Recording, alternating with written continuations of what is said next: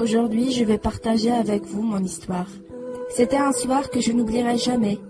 Après le dîner, mon mari et moi étions assis au salon. Chacun de nous était occupé à faire ce qu'il voulait. Moi, je corrigeais un exercice de production, alors que lui, il jouait sur son smartphone. Quand tout à coup, mes larmes ont commencé à couler sur mes joues silencieusement. Mon mari a ressenti ma tristesse. Il a remarqué que quelque chose n'allait pas et m'a demandé pourquoi je pleurais.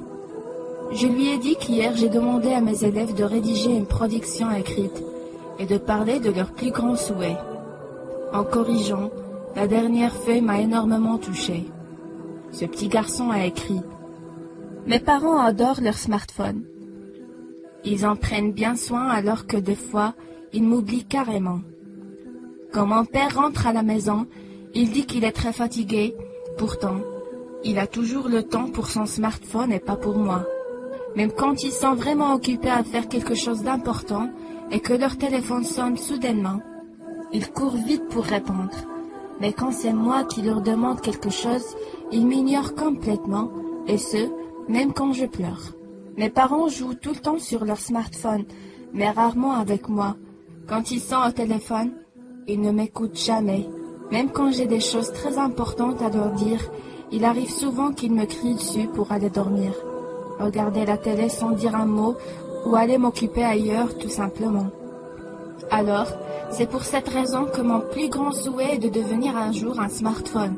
Comme ça, mes parents pourront enfin m'aimer pour toujours, prendre soin de moi, faire attention à moi et m'amener avec eux n'importe où ils vont. Devenir smartphone est mon plus grand rêve, car j'aime trop mes parents.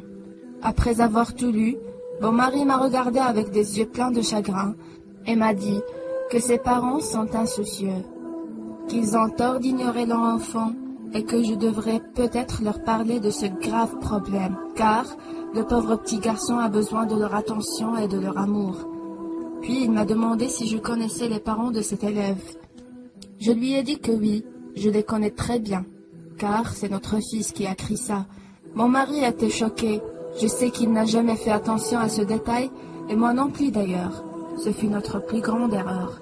Il ne faut jamais sacrifier le temps qu'on devrait passer à côté de notre famille, peu importe la raison. Les smartphones sont conçus pour rendre notre vie plus facile et pratique, et non pas pour nous séparer du monde réel.